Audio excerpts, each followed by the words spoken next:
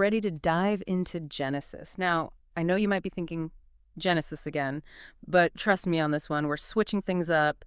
We're looking at a Spanish translation, which adds a really interesting layer to these stories we think we know. It never ceases to amaze me, how these ancient texts, like Genesis, still have such a hold on us. I mean, it's the bedrock of so much of Western thought, creation, family, morality. These ideas, they're everywhere. Seriously, everywhere you look. Okay, so Genesis. Let's unpack this creation story a little, huh? And right off the bat, we're hit with not one, but two versions. One version, humans, were the grand finale, the final, touch on God's masterpiece, but then in the other, we're smack dab in the middle, created before the animals even. I mean, what do we make of that? Well, that's Genesis in a nutshell, right? Always keeping us on our toes. But I don't think these two versions are meant to be contradictory, It's more like two sides of the same coin, perhaps. And it really makes us ask that question. Where do humans actually fit into this whole grand scheme? Are we the pinnacle of creation or just one thread in this massive, complex tapestry? That's a great way to put it. It is kind of humbling when you think about it that way. And it's not just the order of creation that's interesting. I mean, the imagery, right? That part about God's spirit hovering over the waters. I get chills every time. Like something incredible, something powerful is about to happen. It's powerful, isn't it? And then there's this constant refrain, almost like a heartbeat. And God saw that it was good, repeated again and again after each act of creation. And I think that's really important because it emphasizes intentionality.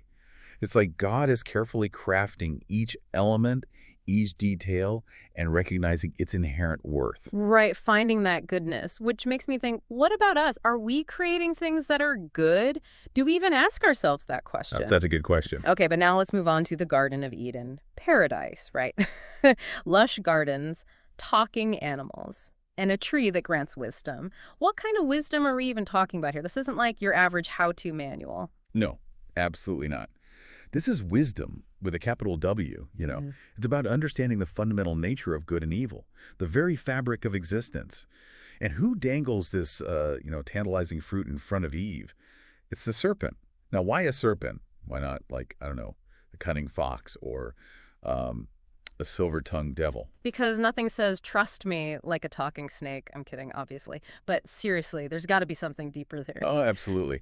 I mean, the serpent is loaded with symbolism. It represents chaos, temptation, even hidden wisdom in some cultures. Yeah. It's not just about being sly or clever. It's about that allure of forbidden knowledge. Yeah. The seductive nature of secrets.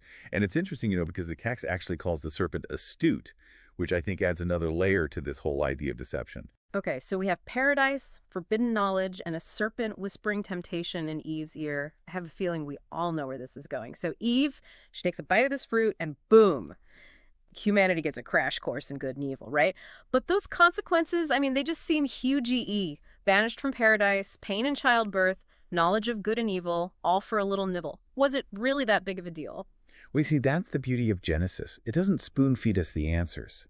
It gives us these rich, complex stories, these multi-layered stories that we can keep unpacking and exploring, Like, take the dialogue between Eve and the serpent, for instance. It's not just about breaking a rule, right? It's about Eve's own inner struggle, this longing for knowledge, for maybe even a kind of divine understanding. Yeah, I mean, who hasn't wished they could be all-knowing at some point, right? But then comes the blame game. Adam blames Eve, Eve blames the serpent, and God lays down the law. But is it anger we're seeing from God here, or is it something else? It's interesting, right? Because the Spanish translation, it uses the word pesole, which suggests a deep sadness, almost a sense of regret. Yeah. So it kind of paints God not just as this powerful judge, but also as this grieving parent, maybe, heartbroken by the choices his children have made. Wow. Yeah, I see what you mean. And speaking of children, let's talk about Cain and Abel, right? Talk about sibling rivalry. Right. Cain, the farmer, he offers up his crops to God, and Abel, the shepherd, he offers his firstborn lamb. Now, offerings, these were a big deal back then, right? Yeah. A way to show your respect, your gratitude to God. And for whatever reason, God, he favors Abel's offering, sends Cain into a jealous rage. And then, bam, we get one of the most famous questions ever uttered. Am I my brother's keeper? Cain spits it at God, but man, it still resonates today, doesn't it? I mean, really, what responsibility do we have for each other? It's a question as old as time, isn't it?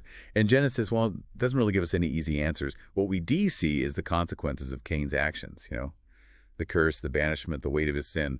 And it makes you think about justice, about forgiveness, about the lasting impact of our choices. It But really does. yeah, And the story continues down Adam's line with Seth coming into the picture. And these guys are living for hundreds of years. I mean, Methuselah, for example, he supposedly lived to be over 900 years old. What's up with that? Were these like ancient humans just built differently? it's hard to wrap our modern minds around, isn't it? Those incredible lifespans. But maybe it's not about literal years, you know? Maybe it's more about conveying this vastness of human experience, especially in those early days. Okay, yeah, that makes sense. Then things get even more mysterious with the whole sons of God and daughters of men. What is going on in that passage? I mean, are we talking fallen angels, demigods? I feel like we're on the verge of a whole other deep dive here. Oh, absolutely. It's one of the most debated passages in all of Genesis, with interpretations ranging from, like you said, fallen angels to maybe intermarriage between different human tribes. And, Genesis seems to like it that way, leaving us to sort of ponder the possibilities. Well, it definitely keeps things interesting. What is clear, though, is that humanity, well, we weren't exactly living in perfect harmony, were we?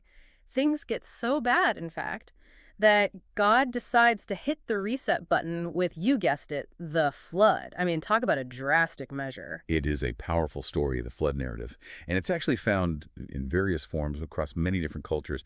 And I think it speaks to this destructive nature of, well, unchecked wickedness, I guess you could say.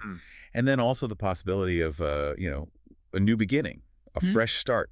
Right, a clean slate. And God gives Noah those incredibly detailed instructions for building the ark, too, right down to which animals are clean and unclean. What was the point of even making that distinction?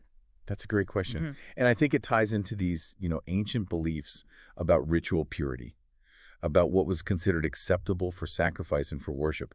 It's a reminder that even in the midst of this chaotic flood, there's this underlying order, this sense of the sacred. And then, of course, there's that, that powerful symbol of hope, the dove returning to the ark with an olive branch. It's like this collective sigh of relief, right?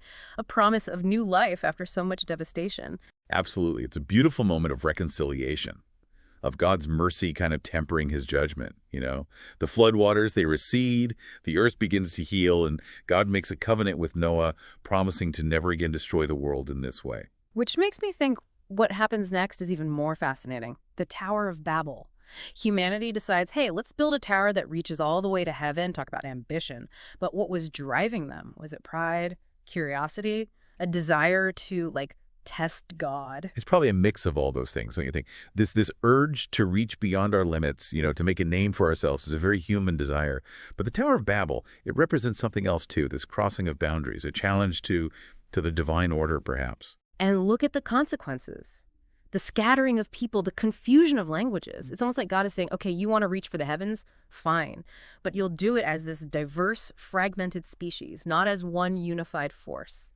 And, that act of scattering, it leads to the incredible diversity of cultures and languages that we see even today. Yeah. It's like the seeds of human civilization were sown from this act of divine intervention. Wow. And from this global upheaval, we shift to something much more intimate, much more personal, the story of Abraham. God calls on him to leave everything he knows, his home, his family, his comfort zone, everything, to journey to this new land. I mean, talk about a leap of faith. It's a defining moment in Abraham's life, wouldn't you say? One that earns him the title Father of Faith. He doesn't question. He doesn't hesitate. He simply trusts in God's promise, even though the path ahead is completely uncertain. It's amazing, isn't it? We've only just scratched the surface of Genesis, haven't we? And even just diving into the Spanish translation, I mean, it's so clear.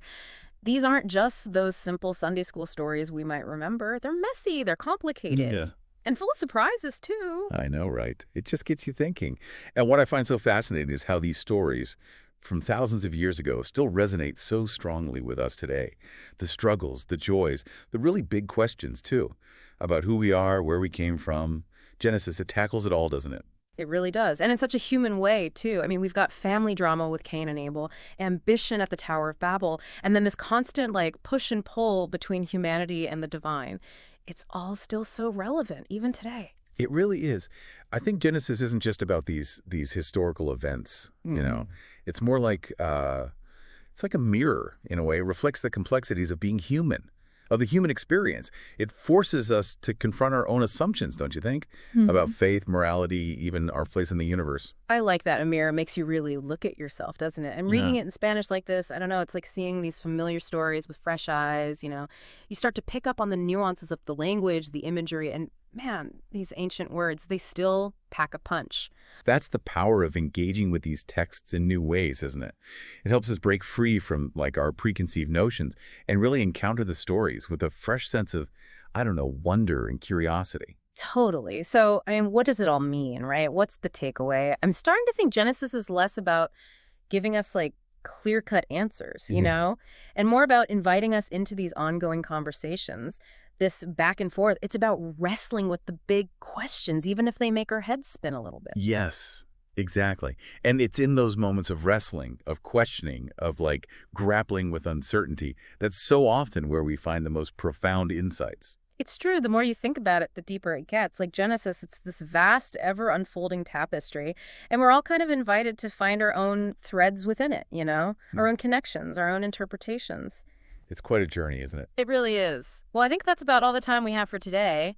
But wow, what a deep dive this has been. Thanks for joining me on this. Thank you for having me. It's always a pleasure to talk about these amazing stories. And thank you for listening too. We'll see you next time for another deep dive.